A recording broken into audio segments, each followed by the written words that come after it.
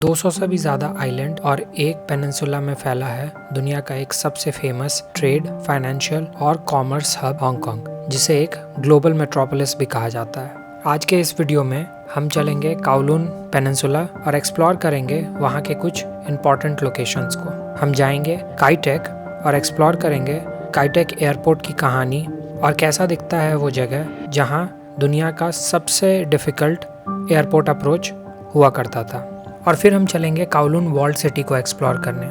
हम देखेंगे इस यूनिक और डेंसली पॉपुलेटेड ऑनक्लेव की कहानी, जानेंगे 6.5 एकड़ में 350 से भी ज़्यादा बिल्डिंग और 33,000 से भी ज़्यादा लोग कैसे रहा करते थे। एक ऐसा शहर जो अपने क्राइम, ड्रग्स, ड्रेनेज की लीकेज, वायरिंग और मूलभूत सुविधाओं के अभाव के वजह से एक लॉलेस सिटी की तरह जाना जाता था।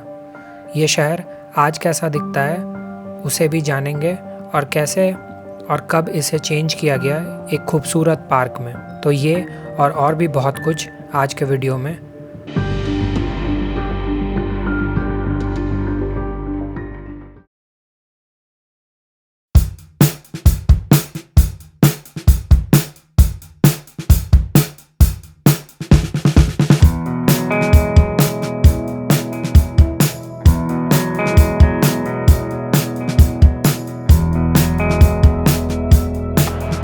Hello and welcome back to the channel and to a new video from Hong Kong। तो थोड़ा सा अभी वॉक करते हुए जाएंगे हम मेट्रो स्टेशन के तरफ। होटल से जस्ट निकला हूँ। हांगकांग के बारे में बहुत ज़्यादा कुछ मैंने आपको अभी तक बताया नहीं है, तो इस वीडियो को स्टार्ट करते हैं उसी टॉपिक से। हांगकांग जो है वो बेसिकली तकरीबन 200 आइलैंड्स से बना हुआ है। इसका एक मेनलैंड एरिया भी है जो कि एक बहुत ही फेमस इलेक्ट्रॉनिक सिटी है चाइना की, मेनलैंड चाइना की, जिसका नाम शेंजन है। तो उससे जस्ट सटा हुआ ये एक आप कह सकते हो पेनिनसुला है जिसका नाम है काओलून।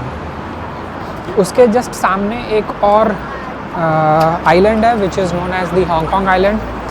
एंड इनका जो एयरपोर्ट हांगकांग की जो डिज्नीलैंड है और एक जो बिग बुद्धा है, ये लांटाओ करके एक आइलैंड है,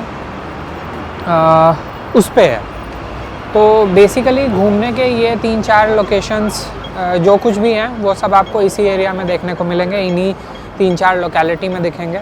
रूरल और कुछ सबर्बन एरियाज़ हैं, वो इनका काइंड ऑफ नया हांगकांग है। अब आगे की डिटेल्स को मैं आपको एक्सप्लेन करता हूँ। ओके, तो मैं जा रहा हूँ अभी मेट्रो लेने के लिए MRT, एंड इनके कुछ जो प्रोमिनेंट लोकेशंस हैं काओलून एरिया के अंदर वो मैं आपको अभी बताऊंगा। बट उससे पहले थोड़ा सा यहाँ का कॉम्पोजिशन समझ लेते हैं, रिलीजियस डाइवर्सिटी एंड एवरीथिंग। तो हांगकांग की पॉपुलेशन लगभग 7.8 मिलियन के आसपास 2023 में थी। मेजॉरिटी जो लोग हैं they are basically Chinese, specially Cantonese. उसके अलावा बुद्धिस्ट हैं एंड क्रिश्चियन भी हैं एंड बाकी कुछ एक्सपर्ट्स भी हैं, अलग अलग जगहों से आके बसे हुए हैं यहाँ पे। अब आता है बात एक बहुत ही इम्पॉर्टेंट फन फैक्ट का, जो मैंने अपने फर्स्ट वीडियो में भी बताया था। तो हांगकांग में जो बिल्स हैं ना, जो नोट्स हैं, वो बेसिकली 3 अलग अलग बैंक्स प्रिंट करती हैं। और ये मैंने पहली बार एटलीस्ट एक्सपीरियंस किया अपने लाइफ में। इंडिया में जैसे RBI प्रिंट करती है और US में जैसे फेडरल बैंक जो है वो प्रिंट करती है, यहाँ पे 3 बैंक्स को परमिशन है लीगली। स्टैंडर्ड चार्टर्ड और इनका एक बैंक ऑफ चाइना हांगकांग है। एंड यहाँ की सबसे बड़ी बैंक जो कि बहुत ही पॉपुलर बैंक भी है, also known as HSBC, Hong Kong and Shanghai banking corporation. And strangely private banks यहाँ पे नोट प्रिंट करती हैं। तो आपको ऐसा हो सकता है कि देखने को मिले इंटरचेंजेबली कि कोई बिल जो है वो आपको बैंक ऑफ चाइना का दिख गया है एंड कोई बिल जो है वो आपको HSBC का दिख गया है। तो इसका मतलब ये नहीं है कि आपके साथ फ्रॉड हुआ है। यहाँ पे एक्चुअली 3 अलग अलग बैंक्स जो हैं वो पैसों को प्रिंट करती हैं। एंड मॉनिटरिंग जो है वो यहाँ की हांगकांग की एक मॉनिटरिंग अथॉरिटी है बेसिकली। तो वो सारे ट्रांजैक्शंस एंड कितने अमाउंट रहेंगे मार्केट में, वो सारा कुछ मैनेज वो लोग करते हैं। आज के वीडियो को कंटिन्यू करते हैं एंड पहले लोकेशन पे चलते हैं। ओके, तो अब हम आ गए हैं काई टेक एरिया में। इस एरिया में क्या खासियत है? यहाँ बड़ी बड़ी ऊंची ऊंची इमारतें आपको देखने को मिलेंगी, उसके अलावा स्टेडियम्स देखने को मिलेंगे। खासियत ये है कि एक टाइम पे ये यहाँ का एयरपोर्ट हुआ करता था। दुनिया के सबसे डिफ़िकल्ट अप्रोचेस वाले एयरपोर्ट में से एक काई टेक एयरपोर्ट को कम्प्लीटली बंद कर दिया गया क्योंकि इसके एक्सपेंशन की भी पॉसिबिलिटी नहीं थी एंड यहाँ पे लैंड करना भी काफ़ी डिफ़िकल्ट था। एक बहुत शार्प टर्न लेना होता था यहाँ पे लैंड करने के लिए, जो कि एक टाइम पे थोड़ा रिस्की भी हो गया था। प्लस पीछे काफ़ी ऊंची ऊंची इमारतें होती थी, तो उसके ऊपर से लैंडिंग करना भी डिफ़िकल्ट होता था। बहुत फेमस काई टेक की फ़ोटोज़ हैं जो मैं आपको दिखाऊंगा अभी स्क्रीन पे, तो आपको समझ में आएगा कि कितना डिफ़िकल्ट ये लैंडिंग प्रोसीजर यहाँ पे हुआ करता था। यहाँ पे पहले एक टाइम पे रेड चेकर्ड स्ट्रक्चर हुआ करता था एंड जो पायलट हुआ करते थे ना, वो अप्रोचेस लेते थे उस पर्टिकुलर चेकर्ड स्ट्रक्चर को देखकर, क्योंकि उनको एयरपोर्ट दिखता ही नहीं था। जब वो एकदम शार्प टर्न लेते थे ना, तो उस टाइम पे वो हमेशा उस स्ट्रक्चर को देखते थे, तब उनको पता चलता था कि अच्छा, अगर ये दिख रहा है इसका मतलब कि इसके पीछे यानी सामने में एयरपोर्ट है। तो इस तरीके से अप्रोचेस हुआ करती थी। वहाँ का मैं अभी आपको इमेज शेयर करूँगा। काफ़ी सारे जो एविएशन इंथुजियास्ट्स हैं वो लोग इस जगह पे आया करते थे पिक्चर्स वगैरह लेने के लिए। तो अभी उन्होंने उस एरिया को कम्प्लीटली ख़त्म कर दिया है एंड यहाँ पे अब residential complexes, commercial complexes, stadiums वगैरह बना दी गई हैं। तो यहाँ के व्यूज़ कुछ शेयर करता हूँ मैं आपको काई टेक स्टेडियम की। काई टेक स्टेडियम इनफैक्ट काफ़ी फेमस स्टेडियम है। यहाँ पे म्यूज़िकल इवेंट्स के साथ साथ स्पोर्टिंग इवेंट्स भी हुआ करते हैं एंड उसके अलावा भी यहाँ पे बहुत सारे स्पोर्टिंग फैसिलिटीज़ वगैरह जो हैं उनको बनाई गई है। काफ़ी बड़ा एरिया था, आप समझ सकते हो। एक तो वैसे भी काई टेक जो है वो बहुत फेमस एयरपोर्ट था एंड काफ़ी बड़ा भी था एक टाइम पे, तो एरिया काफ़ी बड़ी है एंड उन्होंने उसको यूटिलाइज़ करने की कोशिश की है। तो यहाँ के व्यूज़ मैं आपको दिखाता हूँ। मैंने सुना तो था कि काफ़ी लंबे समय से प्रोजेक्ट्स पे काम चल रही है एंड काफ़ी कुछ ये लोग बनाने में लगे हुए हैं, बट एक्चुअली अच्छा यूटिलाइज़ किया है इस एरिया का, क्योंकि हांगकांग को इन जनरल ना सबसे क्राउडेड लोकेशंस में से एक कहा जाता है and city of sky scrapers भी है। कंक्रीट का जंगल भी बोला जाता है इसको, बिकॉज़ काफ़ी सारे बिल्डिंग्स आपको देखने को मिलेंगे एंड काफ़ी पुराने बिल्डिंग्स भी हैं। तो पॉपुलेशन वाइज अगर आप देखोगे ना, तो बहुत कम एरिया में काफ़ी सारे लोग रहते हैं। अभी मैं आपको यहाँ से एक बहुत ही फेमस लोकेशन पे लेके जाऊँगा, काउलून वर्ल्ड सिटी पार्क में। एक टाइम पे वहाँ पे 30,000 से ज़्यादा लोग रहा करते थे एंड बहुत ज़्यादा स्पेस भी नहीं थी, बट वो सारी डिटेल्स मैं आपको वहाँ पहुँच बताऊँगा कि क्या था और उसकी हिस्ट्री क्या है, क्यों फेमस है, क्यों विज़िट करना चाहिए एंड ऑल। तो अभी जस्ट वहीं निकल रहा हूँ मैं एंड वहाँ से फिर मैं हॉस्टल के लिए निकल जाऊँगा, बिकॉज़ वो एक बहुत प्रोमिनेंट लोकेशन है और ये थोड़ा सा डिफरेंट साइड का एरिया है। तो फिर मैं सोच रहा था कि मैं वापस इधर नहीं आऊँगा। तो अभी पहले चलते हैं उस लोकेशन पे एंड उसको मैं आपको एक्सप्लोर करके दिखाता हूँ। वो वॉल्ड सिटी के तरफ जाते हुए 2-4 चीज़ बताता हूँ जो मैंने देखा है इस शहर के अंदर। गाड़ियाँ चलती हैं काफ़ी तेज़, स्पेशली जो इनकी फेमस रेड वाली कैब है ना, वो तो भाई लगता है जैसे कि नैस्कार ड्राइवर है सब। 100, 110, 120 के भी स्पीड पे चला रहे हैं शहर के अंदर। बट हाँ, पेडिस्ट्रियन के लिए जब सिग्नल ग्रीन रहता है, जब उनको रोड क्रॉस करना होता है, गाड़ियाँ रुक जाती हैं। प्रॉपर लेन में गाड़ी चलाता है, ऐसा कुछ नहीं है कि इधर उधर है। इवन आप MRT में भी नोटिस करोगे, मैंने देखा है कि लोग जनरली राइट हैंड साइड पे खड़े रहते हैं एंड जिनको जल्दी निकलना है वो साइड से, अपने लेफ़्ट हैंड साइड से निकल सकते हैं। तो रूल्स हैं एंड लोग रूल्स को फॉलो करते हैं।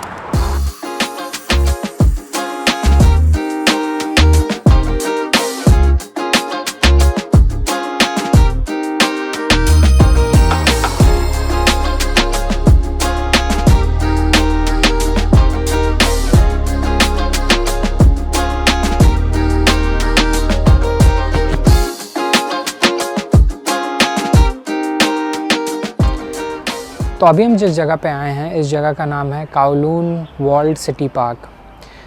1990 में यहाँ पे सबसे ज़्यादा एक पर्टिकुलर लोकेशन में कॉन्सेंट्रेटेड पॉपुलेशन रहने का रिकॉर्ड हुआ करता था।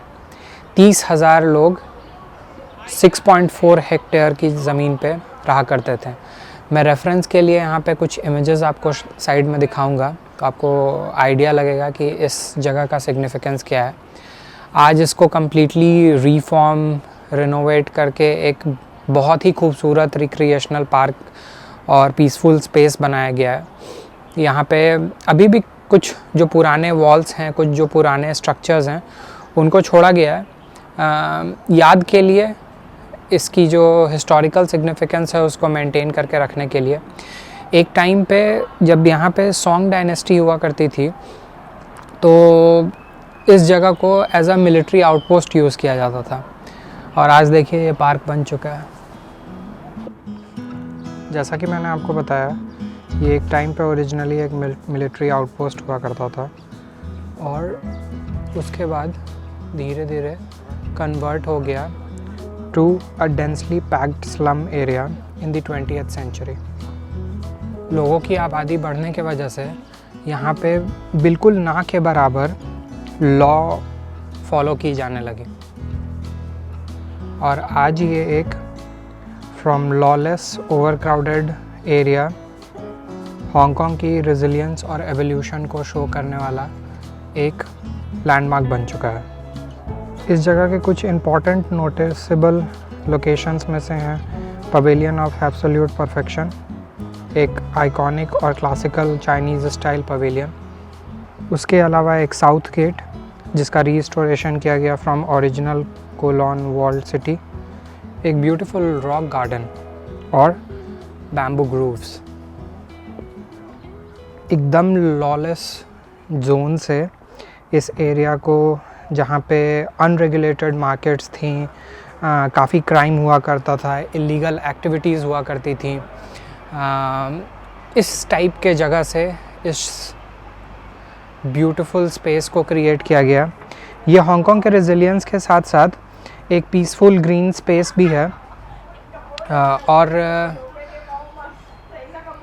1990 में इस जगह को खाली करवाया गया एंड यहाँ पे फिर पार्क बनाने का काम शुरू हुआ एंड तकरीबन 3 साल लगे आई गेस एंड ये पार्क बनकर तैयार हुआ। एक्चुअली में बहुत ज़्यादा खूबसूरत और पीसफुल पार्क है। मतलब अभी मैं जिस टाइम पे आया हूँ, ये पीक हॉलीडे सीज़न में से एक कंसिडर किया जाता है एंड मैं देख पा रहा हूँ कि बिल्कुल शांति है यहाँ पे, थोड़ा भी हंगामा नहीं है, प्रॉपरली मैनेज्ड है, रेगुलरली साफ़ सफाई हो रही है, मार्किंग बहुत अच्छे से की गई है सारे एरियाज़ की। तो अच्छा ये एक स्पॉट है जहां आप आकर 1-2 घंटे स्पेंड कर सकते हो। इनफैक्ट मैंने आगे के एरिया में जब मैं एंट्री कर रहा था तो देखा कि कुछ फैमिलीज़ हैं वो टॉवेल लेके या कारपेट लेके आई हैं एंड नीचे फ्लोर पे बिछाकर पिकनिक मना रहा है। तो इस तरह की चीज़ें भी यहाँ पे की जा सकती हैं। एक चीज़ जो आपने नोटिस नहीं की होगी, ये जो पैसेजेस आपको दिख रहा है ना, इसमें वुड का वर्क किया हुआ है बट किसी तरह का कोई नेल यूज़ नहीं किया गया। कितना इंटरेस्टिंग है और कितना खूबसूरत है एक्चुअली में। तो इस जगह पे आने से पहले आप चाहें तो थोड़ा बहुत रिसर्च कर सकते हैं, बट अगर आपने नहीं भी किया है तो इस तरीके के बहुत सारे साइन बोर्ड्स आपको देखने को मिलेंगे। शायद क्लियर नहीं आ रहा होगा बट आप साइन बोर्ड्स के पास जाओगे तो आपको बहुत क्लियरली मेंशन सब कुछ दिखेगा, पता चलेगा कि हर जगह पे क्या है, कैसे है, किस चीज़ को किस तरीके से मेंटेन किया गया है। उसके अलावा यहाँ पे अलग अलग जगहों पे बोर्ड्स वगैरह लगे हुए हैं। जैसे मेरे पीछे जो आप देख पा रहे हो, यहाँ पे एक बोर्ड है एंड उसमें बहुत क्लियरली सारा कुछ मेंशन है। जैसे ये एक चाइनीज़ ज़ोडिएक गार्डन है। मेरे पीछे जो आप ये एक स्पेस देख पा रहे हो, ये स्पेस जो है ये माउंटेन व्यू पवेलियन है। इस पूरे कंपाउंड का one of the most visited locations में से एक है। तो इस तरीके के छोटे छोटे स्पेसेस जो हैं, जो आप पुराने अपने ओरिजिनल स्टेट में हुआ करते थे, उनको आज भी छोड़ा गया है ताकि इस एरिया का हिस्टोरिकल सिग्निफिकेंस ख़त्म ना हो। तो अब मैं आपको यहाँ की थोड़ी सी डिटेल्स शेयर करता हूँ एंड यहाँ से फिर मैं निकलूँगा हॉस्टल के लिए एंड यहाँ के व्यूज़ के साथ आपको यहाँ की जानकारियाँ शेयर करता हूँ। जैसे यहाँ आप देख पा रहे होगे ओल्ड साउथ गेट जो है वो मार्क करके रखा है, हिल टॉप पवेलियन जो मैंने आपको अभी ऊपर दिखाया, 6 आर्ट टेरेस जो मेरे सामने है इस साइड पे, उसके अलावा एक लुंग नाम पवेलियन भी है, वो भी प्रॉपरली मार्क्ड है ये लोकेशन, तो घूमने में आपको परेशानी नहीं आएगी। तो मेरे पीछे जो आप देख पा रहे हो ये है यहाँ के साउथ गेट का ओरिजिनल स्ट्रक्चर जो मेंटेन करके रखा गया। तो इस तरीके से जब आप वॉक कर रहे होगे ना तो यहाँ पे हर कुछ डिस्टेंस पे आपको कुछ ना कुछ देखने को मिलेगा जो ओरिजिनल जो स्टेट थी, जो ओरिजिनल स्ट्रक्चर थी उसको बेसिकली यहाँ पे एज अ हिस्टोरिकल एविडेंस रखा गया है, ताकि आप यहाँ आएँ तो आपको यहाँ के जो हिस्ट्री है उसके बारे में आपको पता चल सके, इस जगह की सिग्निफिकेंस के बारे में पता चल सके।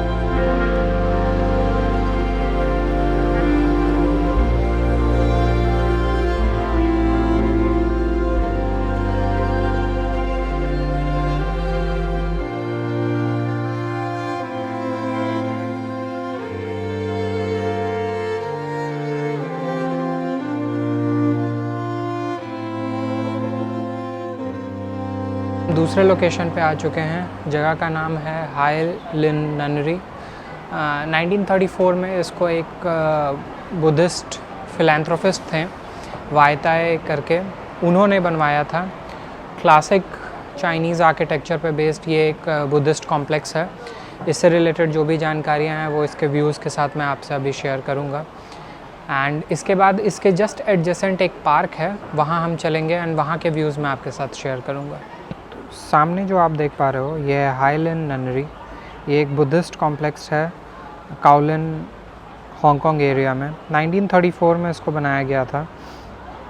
इसमें classical Tang dynasty style wooden structures use किए गए हैं एंड पूरा का पूरा स्ट्रक्चर जो आप अभी सामने देख पा रहे हो इसमें एक भी कील यूज़ नहीं की गई है। और ये कितना बड़ा है, कितना मैसिव है। इसका यूसेज जो है वो स्पिरिचुअल रीजन्स के लिए इसको यूज़ किया जाता है। मेडिटेशन करना है तो उसके लिए यूज़ किया जाता है इस जगह को। अगर कोई रिलीजियस इवेंट है तो वो सारा कुछ यहाँ पे होता है। नन्स जो हैं वो प्रैक्टिस करते हैं अपनी स्पिरिचुअलिटी को इस जगह पे। तो इस तरह की कुछ चीज़ें हैं जो यहाँ पे की जाती हैं। काफ़ी फेमस लोकेशन है एंड काफ़ी भीड़ भी है आज।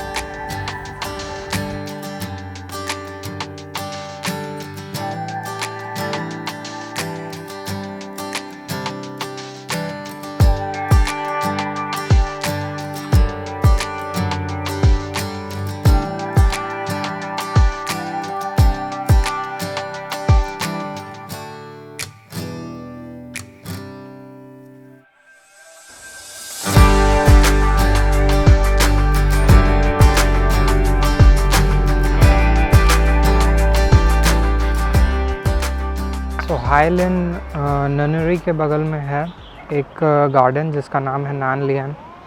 मैं लोकेशंस जो भी हैं सब नीचे डिस्क्रिप्शन में पिंग कर दूंगा, हमेशा की तरह अपने सारे वीडियोस की तरह। ट्रेडिशनल जो चाइनीज़ आर्किटेक्चर है स्पेशली टैंग डायनेस्टी के टाइम का, उसको यहाँ पे इस गार्डन में डिपिक्ट किया गया है। बॉन्साई का बहुत अच्छा कलेक्शन है यहाँ पे।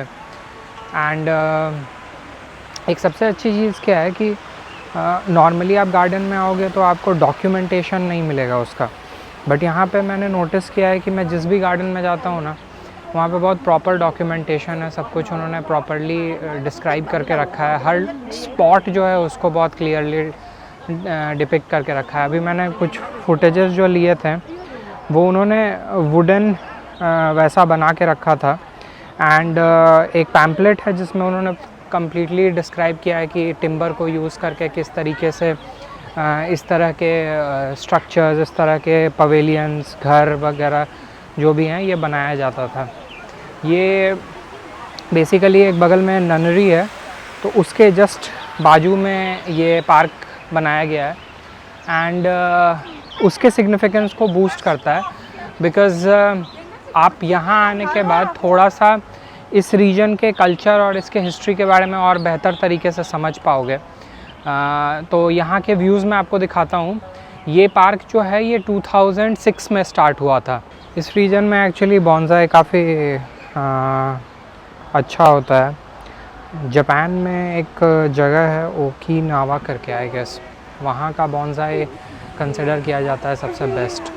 मुझे एक्चुअली कभी कभी लगता है कि अच्छा ही किया जो गवर्नमेंट ने ये सारे पार्क्स वगैरह बनाए हैं, बिकॉज़ जिस साइड मैं अभी रह रहा हूँ उधर तो भाई बस लगता है कि कंक्रीट का जंगल है। एक्चुअली इस शहर को बोला भी जाता है कि ये कंक्रीट का जंगल है और दिखता भी है वैसा ही। ये देखो ये जगह कितना अच्छा डिस्क्राइब कर रहा है। पीछे आपको दिख रहा होगा बड़े बड़े अपार्टमेंट्स, बिल्डिंग्स, इधर भी आपको दिख रहा होगा, राइट। और उसी बीच शहर में इस तरीके का एक ग्रीन स्पेस जहाँ लोग आके टाइम स्पेंड कर सकते हैं, पिकनिक कर सकते हैं, बातें कर सकते हैं। और एक्चुअली में बहुत साफ़ सुथरा है। मैं तो अभी यही सोच रहा हूँ कि इतनी भीड़ है यहाँ पे, अब मे भी हो सकता है कि अभी टाइम है इसलिए भीड़ हो रही है, बट फिर भी बहुत साफ़ सफाई मेंटेन करके रखा हुआ है इस जगह को।